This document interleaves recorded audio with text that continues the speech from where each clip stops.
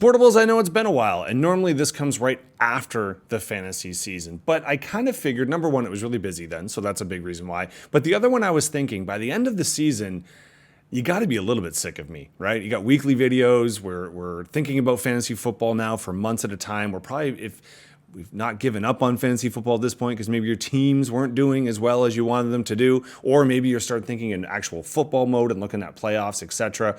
But I just thought it was kind of overkill for me to dump on these videos at that point. Plus now, if you're anything like me, it's always nice to get back and get a little excited. We're a few weeks away from the season starting, and this is when you want to try and get that momentum going. I can't make a video where I'm going to just share with you all my insights, being like, hey, this year, here are the people I'm big on and not, because why would I tell anybody I'm about to draft with, that kind of stuff? So I figured this might be the best thing in between. We'll recap the pool in this one, and there'll be another video coming out just kind of recapping some of the big stories. So hopefully I don't get too rambly, but you never know. I had a lot to say about everyone's pool and everyone's team. Hopefully it reminds you when you take a look at yours what you did last year, so maybe you can either learn from it or use those tactics again. Either way, we're going to start from 10 to 1. Remind you, where'd you finish last year? When we start at 10, sadly, Norcan, Raph, and James, we're talking about you on this one. Now, for each team, I want to cover a little bit of the good, a little bit of the bad, and then maybe how you ended up here. And obviously with the lower teams, that's going to be a very different look than the higher teams. Raph, for you, it's really tough here, or Raph and James, apologies, Norcan, the union I will make reference to. It's hard because some of your swings paid off, but a lot of them obviously didn't, or you wouldn't have been in this place. So looking at the positives, I don't want to point out that you did draft the tight end one because a trade conversation is upcoming. I think Stafford's got to be by far your biggest win, so you can say quarterbacks, which is ironic for a second, because Baker Mayfield was a quarterback 12, and Stafford all the way down to the 15th pick was the quarterback 2 on the year. So that is probably the steal of the year. And unfortunately for you, it didn't really kind of revolve into a little bit more traction because your quarterback 1, your 5th pick overall, kind of kicked you in the pants. Lamar had one of those just breaking seasons where unfortunately, I think around any of the fantasy leagues, if you had him, you were really kicking yourself. I'd throw in wide receiver injuries as another negative / how did you end up here? Neighbors, Evans kind of having inconsistent seasons, and then really just the depth. You took a lot of big chances here, and a lot of them were coveted chances, ones that other people were going to make. You just kind of missed on most. So you still were competitive, and obviously we had a league where everybody was within a game or two of kind of making it happen at the end. It just didn't work out for you in that case. And I would say that why you got here, the trade actually was quite impactful. If we look at the team that you ended up with, obviously the big names here, not having McBride, but instead of having Warren and Egbuka. Now, at the time, you were riding high. You had a hot start because those two came out of the gates. And then their offenses changed a little bit in the case of Warren. And possibly more is coming out that potentially Emeka was actually slightly hurt. Not hurt enough to take him out too much, but it did impact his role. And then obviously the wide receiver crew getting healthier, that kind of stung you. So unfortunately, you bought high and then they sunk, and then the guy that you gave up for them was the tight end 1. I think that had something to do with it. And as we merge into the last round, why was it 10 and why not 9? You had me. I'll be talking about myself in a second. Both of us were a race to the bottom here. Just realistically, my top pick, Allen, who I'll talk about in a second, and Nick stepped up a little bit more than your guys. Within 5 points, I mean, I had an offer, but I wouldn't say this was either one of our best, especially Stafford, a guy that gotten you there most of the year, really underperforming. That kind of stunk. So sad to say, but someone had to be 10th. Unfortunately, Norcan, that was you this year. I'm going to say sadly, but I'm not that sad because I was 9th, and that sucks because I was actually one game off. I was tied for the last playoff spot and then just got nailed at the end, but I have no one to blame but myself. I had the number 1 pick overall, but hey, I took the number 1 quarterback with that pick. So that one was pretty good. Rest of them, not so much. Nick's is all right. He did okay for me there. That would, like, my quarterbacks were probably my best bet because if we look in a second too, I did have a little bit of depth there. I took a lot of chances. I did the Leonardo DiCaprio piece of just taking the youngins, and unfortunately, the way I said that, I don't love that. But too many rookies that didn't pan off, and some of them had, you got Trayvon, you got RJ, you got Golden. The funny thing is, you had Loveland, who only kind of stepped up once I dropped him. So unfortunately for me, I made a few bad moves in that regard. If we look at the team that I ended up with, like I said, Jackson Dart was a huge pickup for me. My quarterbacks were my strength all year. And if we actually look at the way that the league finished, I did tie for 6th place, which would have got me in the playoffs.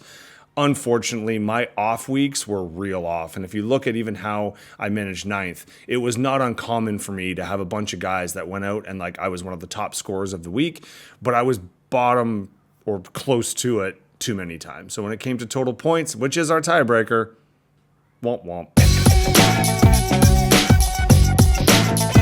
Jax, you fell shy in the 7-8 game, so you are 8th place finisher. We'll look at that one in just a second. But looking at your draft, in terms of the good, you got to point out Amon St. Brown. That was pretty great in the second round. He was the wide receiver 3. You did have some depth later. I would even say, if you look at your 9-10 here, Zay Flowers, he was a top finisher. He ended up the season, weirdly enough, because he had his highs and his lows, but he was the wide receiver 7 on the year. Etienne, in the 10th round, he was, weirdly enough, the running back 10 when it was all said and done. Fortunately, some of your guys, there were some injury concerns, and obviously the big bust, the big thing that kicked you, number 4 pick overall. And don't blame yourself on this one. A lot of people would have made this pick, but Jaden Daniels did not have a great year. He was hurt for most of it. And for then most of the year then, your quarterbacks were not phenomenal. We're looking here at J.J. McCarthy and C.J. Stroud coming out of the draft. Now, Tyler Shubb, weirdly enough, he actually worked out for you near the end. Great move trying to pick him up later, but you just never really rebounded from your quarterback depth. And unfortunately, the quarterbacks in a double league like this, that's kind of where it's at. So injuries being a concern, you're looking at Bucky on this. Well, not Bucky so much for injuries, but just kind of underperforming where he was supposed to be. Kelsey didn't do a whole lot for you. Warren was not what you needed. And just depth down here, you ended up having to get rid of a lot. So for you, if we look at the matchup, and we'll talk about 4th and Conquer in just a second here, I think you were happy to not, be in the toilet bowl. You'd been in there a couple years, so you are actually moving up. 8th is actually, I think, your best finish so far. Not taking a shot. I'm just trying to give you motivation for next year. But this was a pretty typical week for you near the stretch where you had a couple overachieving, but your low were just a bit too low, right? You just needed a few more points coming through. If you would have hit your predicted, you would have been one place higher, but is what it is. And like I said, 8th, you're climbing the ladder. 4th and Conquer, in another world, I could be looking at a steal of a draft here, right? Justin Jefferson, I think I'm going to skip the high. I'll come back to that in a second. Obviously, he's your low. He was a great move here in terms of some of the quarterbacks were gone, so you went the other way, trying to get a marquee, probably best receiver in the league sometimes. And unfortunately, he just had an offense that sucked. Now, if you look at the rest of your crew, Burrow getting hurt, he was on one of his injured years. He seems to flip-flop. So your top 2 picks really kind of bit you. Now, Achane did just fine. He was the running back 6, so not a bad spot to take him at. If you look all the way down, actually, you also could have, in another world, again, that's going to be something I keep talking about, that, they're stars not aligning for you. Scadaboo was phenomenal, and right, to draft him and not even have to pick him up off the waiver wire like a lot of people. This was a huge steal, but you know what happened. His leg went the other way, and it is what it is.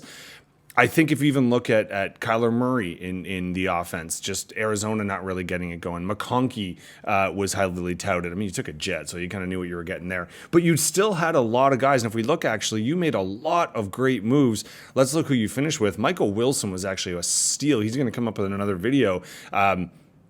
Probably one of the waiver wire pickups, because in the last few weeks of the season, he was a top 5 wide receiver consistently. So monster pickup there. Jameson Williams, you could also put a feather in your cap on that one, picking him up. And they ended up being actually Williams and Wilson were wide receiver 10 and 11 respectively. So to pick up people and to have them be such impact was fantastic. If you just had a little bit more health and more consistency, because you did have weeks where you went off, it just wasn't enough for it. Now, one of the weeks that you didn't necessarily go off, but you found a way, keeping you at a 8th spot, at least 7th, you can say. There's only 2 people. I say this every year, so get used to it. Only 2 people that finished the year with 2 straight wins to finish off the season. It's the consolation champ and the champ. We're not the kind of league that gives consolation champ cash, but you get pride and you get a little bit of esteem. And as the time of the filming of this, you kind of have a big life bump, so I guess that's something, right? So 7th place, there you go. Could have been a lot worse, but I know you're hoping for better next year.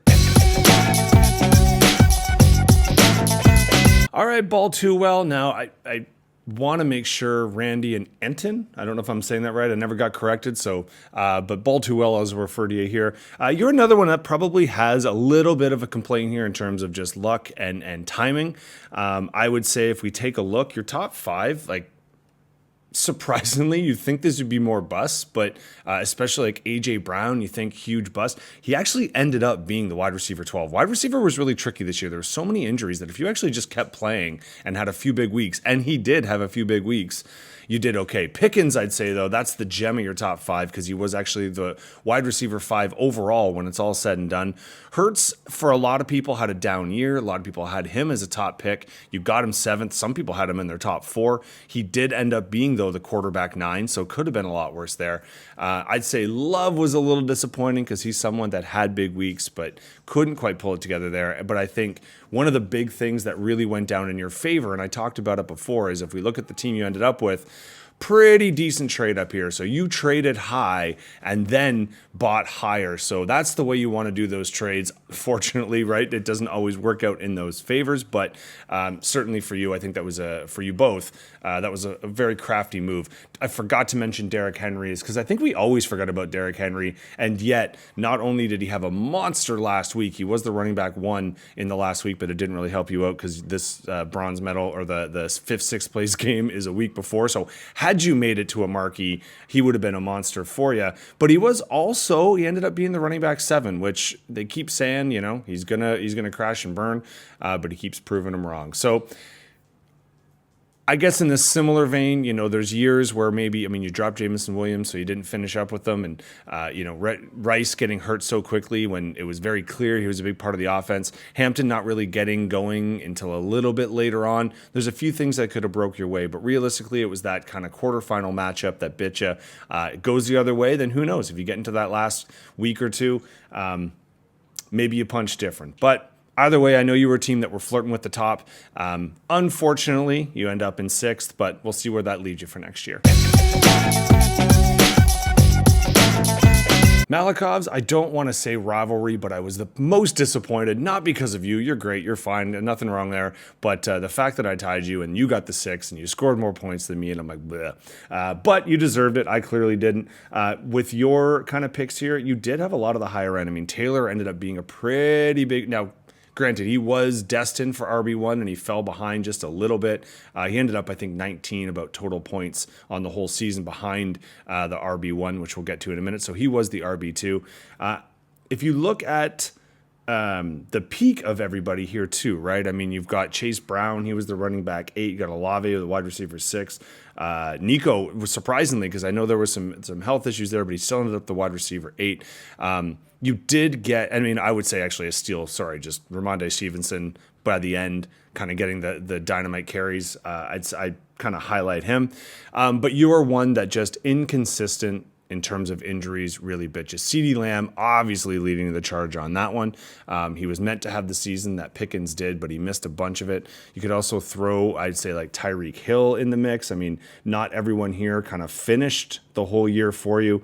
You've got a handful of people, Purdy included, that didn't quite make it all the way through the year. They were in and out, although Purdy really would have gone off had you made it. And similar to the comment I made about ball too well, had you been playing in the final week, Purdy was the quarterback 1, so that would have been pretty great. You made a couple key pickups, sold your soul for Rodgers, so congratulations on that one. But realistically, I think you're looking at a year where if the injuries don't happen when they happen, you scored a lot of points when you were winning. Maybe this goes the other way. I know you've finished higher before, and we expect big things from you next year. 5th place, not the worst, though. Just, kind of in the middle. We could replay this year 5 or 6 times. I don't know if we get a crazier result than this. We obviously know, just to remind you, if you have forgotten, 13-1 was the regular season record, dominating in a lot of cases, got the bye, finished first, went through, and then just boom, boom, 2 losses in a row to finish the year. You win 1, you would have been in some kind of money, although the number 1 regular season does cash in just a wee bit, so that's good. And I mean, it's not too hard to see. I mean, you used your picks well, even your mid and late. James Cook being taken in the 4th round and then end up being the running back 5 overall. Jacobs was just outside of that kind of point, but you got Dax and Mahomes. Dax was QB5. Mahomes was 11, which not everyone really knew about or followed all the way through. So you did have a lot of reasons. I mean, Devontae Adams, I think, also merits in the 7th round, and he ended up being the wide receiver 9 on the year and just a touchdown factory. Obviously, a few kind of, wet farts in there. Saquon didn't quite have the year, but he still was just outside the top 12. Not what you wanted in your first round pick. And certainly I think McLaurin, just with that inconsistent Washington situation, kind of burnt you. But you were an active team that moved around. I can shimmy myself all the way over. I mean, you even played Phillip Rivers. You were really digging at it.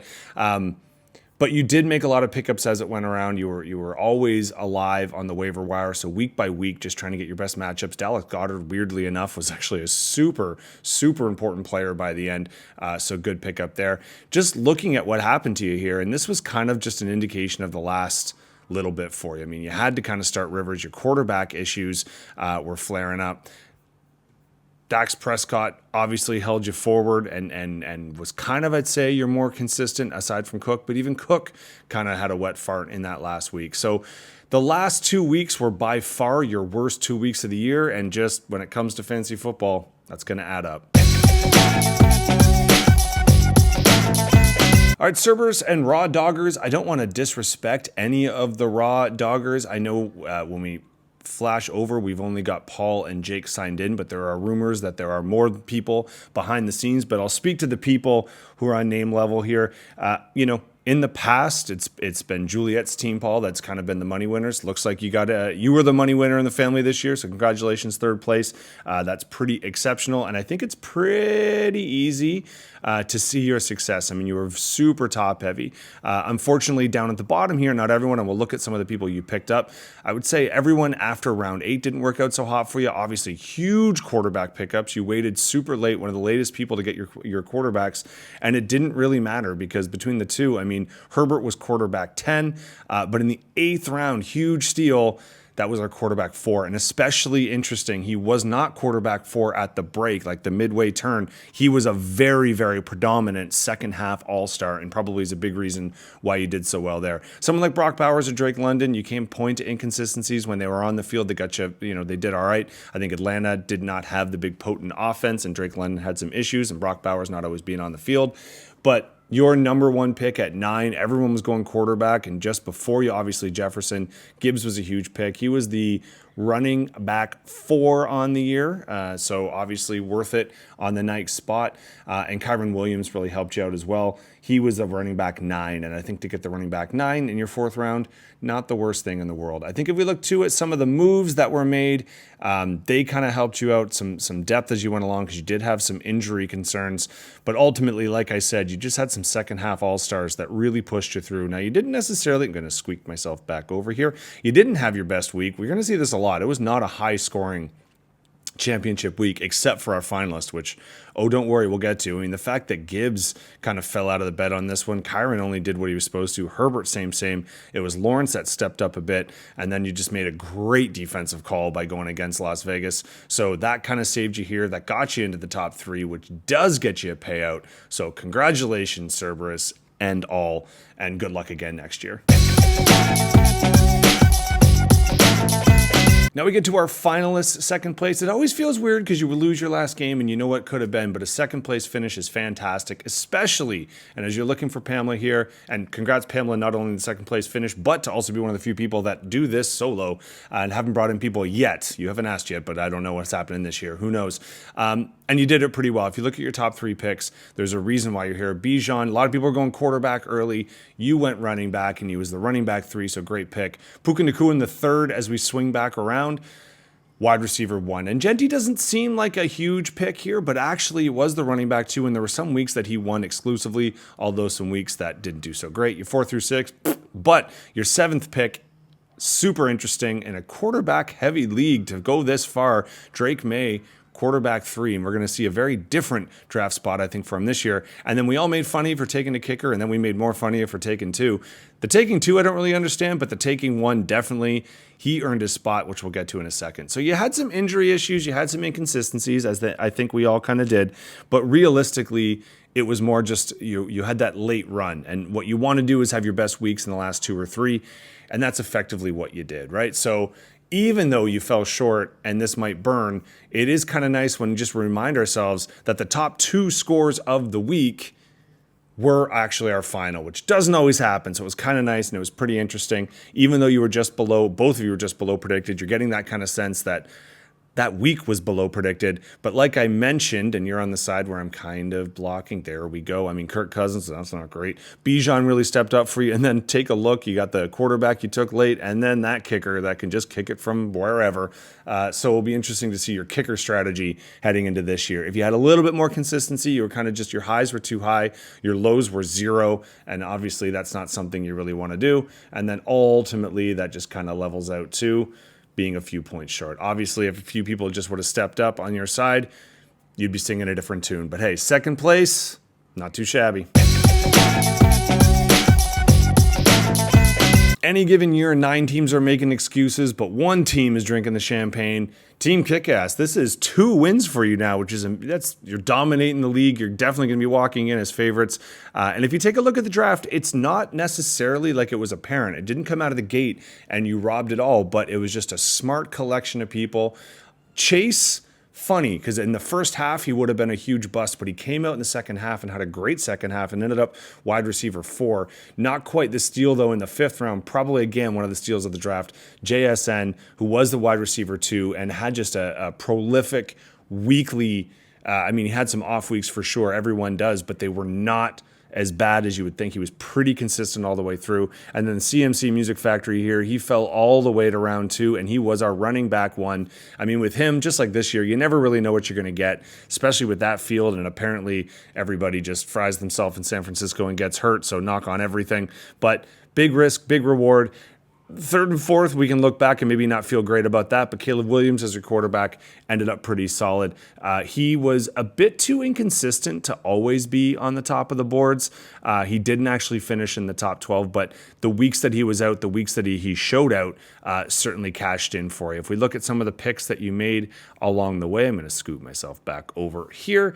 Javonte Williams, I think, is a huge element here. I mean, 13-round pickup. He ended up being the running back 11, so that's pretty exceptional. Again, we all kind of fight with some injury concerns. I'd say Swift is also someone that didn't necessarily pop up on the top 12 of the year, but the weeks that he was in and he was relevant, he stole and won some weeks for you right there. And actually, I think one of them was against me, and I was upset about it because I had the other guy on my squad. And again, no one can really complain because at the end of the day, the last week of the year that matters the most, it's not like you squeaked in and won your second title. You had the top score. You love to see this in the final, that the champion deserves the championship, and in this case, you definitely did. You had your studs show up. DJ Moore didn't quite show out for you.